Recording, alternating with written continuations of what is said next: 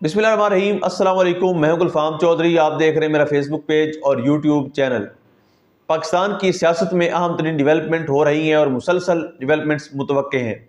यकीनी तौर पर जो पाकिस्तान के हालात हैं वो यकसर बदलने जा रहे हैं और बड़ी बड़ी तब्दीलियाँ मुतवक्के हैं। इस हवाले से हमारे साथ मौजूद है सिद्दीक जान साहब। उनसे जानते हैं क्या डेवलपमेंट हुई हैं, पहले उनकी बात सुनते हैं फिर उस पर बात करते हैं। और आपने जो उनके करीबी जो करीब रहने वाले लोग हैं, जिनमें से आपको शफकत अयाज हर जगह पे नज़र आते हैं, आप उनके ट्विटर अकाउंट को उठा के देखें। शफकत अयाज कह रहे हैं कि मंगल सब रास्ते सब काफिले मंगल को अडयाला की तरफ, और वो कह रहे हैं चलो चलो अडयाला चलो। वो ट्वीट्स कर रहे हैं कि सरफरोशी की तमन्ना अब हमारे दिल में है, देखते हैं ज़ोर कितना बाजुए कातिल में है। इस तरह के वो ट्वीट्स कर रहे हैं और वो इंस्ट्रक्शंस दे रहे हैं लोगों को। शफकत अयाज अपने ट्विटर से कि क्योंकि वहाँ पे सर्दी बहुत ज़्यादा होती है तो आप सब लोग गर्म चादरें और स्वेटर और ये चीज़ें लेकर आएँ, इंतज़ाम करके आएँ और खाने पीने की चीज़ें लेकर आएँ। हमने उस वक्त तक वहाँ से नहीं उठना जब तक इमरान खान की बहनों की मुलाकात ना हो जाए। तो इससे अंदाज़ा होता है कि मंगल की तैयारियाँ बहुत ज़्यादा तहरीक इंसाफ की जानिब से की जा रही हैं। अब जब मंगल की तैयारियाँ बहुत ज़्यादा की जा रही हैं तो इसका मतलब तो यही है, मैं आपको उस दिन मैंने अडयाला के बाहर खड़े होकर आपको अर्ज़ कर दिया था कि मैं ये समझता हूँ कि जब से इमरान खान नाहक कैद हुए हैं सबसे ज़्यादा लोग जो आपको नज़र आएंगे वो मंगल को नज़र आएंगे। और उसके लिए एक प्लान ये भी एक था कि शायद इमरान खान साहब से जो है वो किसी एक ऐसी शख्सियत को पहले ही मिलवा दिया जाए जिससे एक कमिटमेंट ले ली जाए कि वो सिर्फ बाहर आकर ये बताएंगे कि इमरान खान साहब बिल्कुल ठीक हैं। और अगर इमरान खान कोई कॉल वगैरह देते हैं, कोई बात करते हैं तो फिर ये होगा कि वो ये बात बाहर आकर नहीं बताएंगे। तो इस शर्त पे किसी को मिलवाया भी जा सकता है। लेकिन मेरा ये ख्याल है, मेरी बात तो नहीं हुई किसी से, लेकिन मेरा ख्याल है कि अगर इमरान खान साहब से किसी को मिलवा भी दिया जाता है तो मेरा ख्याल है मंगल को सुहेल आफरीदी खुद भी जाएंगे, उनके MPs भी जाएंगे, पंजाब के MPs भी जाएंगे और एक बड़ा शो होगा, क्योंकि उनका मुतालबा ये है कि इमरान खान साहब से उनकी बहनों को जो है वो ज़रूर मिलवाया जाए। अच्छा, एक टॉपिक और भी है, उस पर भी मैं इसी में जो है वो बात कर लेता हूँ, इसको कंक्लूड करके, फिर वो बहुत इंपॉर्टेंट है वो टॉपिक। इसको मैं यूँ कंक्लूड करता हूँ कि अगर नोटिफिकेशन हो गया तो इमरान खान साहब की मुलाकात जो है वो उनकी मुलाकात करवा दी जाएगी, और अगर नोटिफिकेशन नहीं होता तो फिर जो है वो मुलाकात भी मुश्किल हो जाएगी।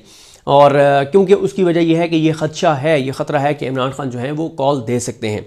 और उसकी वजह यह है कि इस वक्त ये निज़ाम नहीं चाहता कि इसके लिए कोई भी नया महाज खुले। देखें, है बहुत बड़ा जुआ कि अगर इमरान खान कॉल देते हैं तो दो चीज़ें हो सकती हैं। या तो यह है कि वाकई इतनी बड़ी तादाद में लोग निकल आएंगे, इतनी बड़ी तादाद में लोग निकल आएंगे कि किसी ने तसव्वुर भी नहीं किया होगा, और या फिर ये होगा कि तहरीक इंसाफ की जो वक्त इंटरनल लड़ाइयाँ हैं और जिस तरह की सूरत हाल है और जो एक लोगों में खौफ भी है सन 26 नवंबर की वजह से, मुरीद की वजह से, तो शायद ये भी है कि फिर लोग इतनी बड़ी तादाद में ना निकले।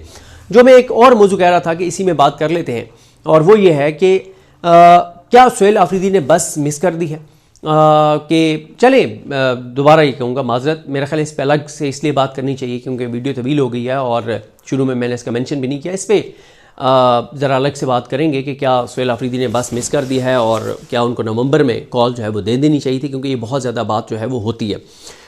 तो बहरहाल इस हवाले से स्पेकुलेशंस बहुत ज़्यादा हो गई हैं, अफवाहें बहुत ज़्यादा हो गई हैं और दावे बहुत ज़्यादा किए जा रहे हैं नोटिफिकेशन के हवाले से।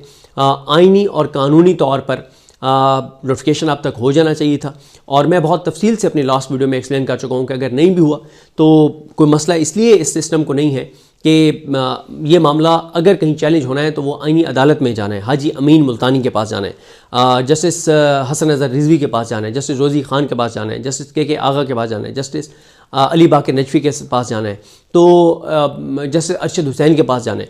तो इन जजेस के पास ये मामला जाना है, तो अगर इनके पास जाना है तो फिर आपको पता ही है कि क्या है इसका मतलब, कोई आप नहीं कह सकते कि कोई मसला हो सकता है।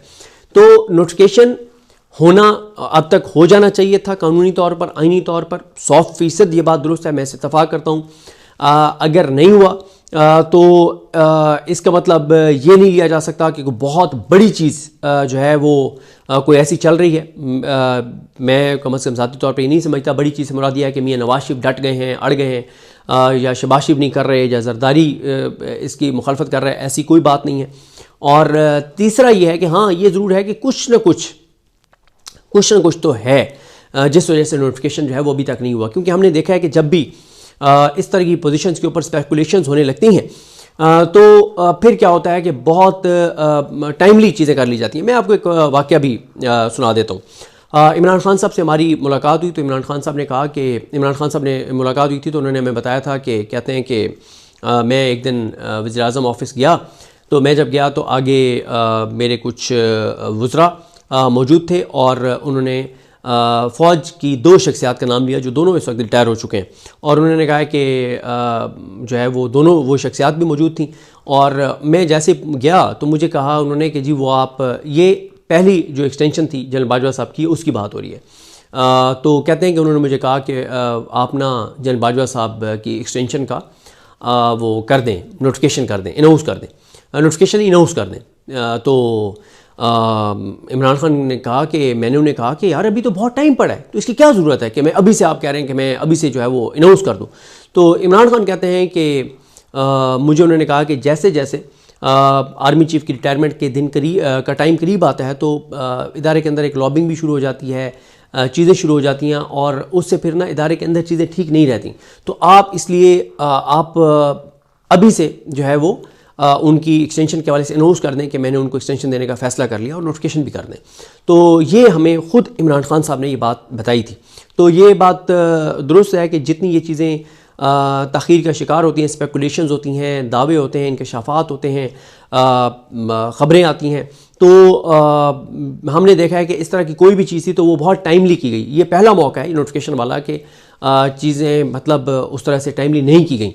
अब इसकी वजूहात क्या हैं हमारे पास कोई ख़बर नहीं है, एनालिसिस है और वो एनालिसिस मैं आपके सामने रख चुका हूँ। बाकी ज़ाहिर है शहबाज गिल साहब भी दावे कर रहे हैं, शहजाद अकबर साहब भी दावे कर रहे हैं, और मैंने जैसे शुरू में अर्ज़ किया कि उनके दावों की तरदीद करने के लिए मेरे पास कम अज़ कम कोई ऐसी चीज़ नहीं है कि मैं ये कह सकूं कि उनका दावा दुरुस्त नहीं है। और बहुत सारी बात, अच्छा कुछ बातें ऐसी हैं जो आप कर सकते हैं, लेकिन पाकिस्तान में रहते हुए इतनी बात करनी चाहिए जितनी मैंने कर ली है। मुझे उन्होंने कहा कि जैसे जैसे आर्मी चीफ़ की रिटायरमेंट के दिन का टाइम करीब आता है तो इदारे के अंदर एक लॉबिंग भी शुरू हो जाती है, चीज़ें शुरू हो जाती हैं और उससे फिर ना इदारे के अंदर चीज़ें ठीक नहीं रहती। तो आप इसलिए आप अभी से जो है वो उनकी एक्सटेंशन के हवाले से अनाउंस कर दें कि मैंने उनको एक्सटेंशन देने का फ़ैसला कर लिया और नोटिफिकेशन भी कर दें। तो ये हमें ख़ुद इमरान खान साहब ने ये बात बताई थी। तो ये बात दुरुस्त है कि जितनी ये चीज़ें ताख़ीर का शिकार होती हैं, स्पेकुलेशंस होती हैं, दावे होते हैं, इंकशाफात होते हैं, ख़बरें आती हैं, तो हमने देखा है कि इस तरह की कोई भी चीज़ थी तो वो बहुत टाइमली की गई। ये पहला मौका है नोटिफिकेशन वाला कि चीज़ें मतलब उस तरह से टाइमली नहीं की गई।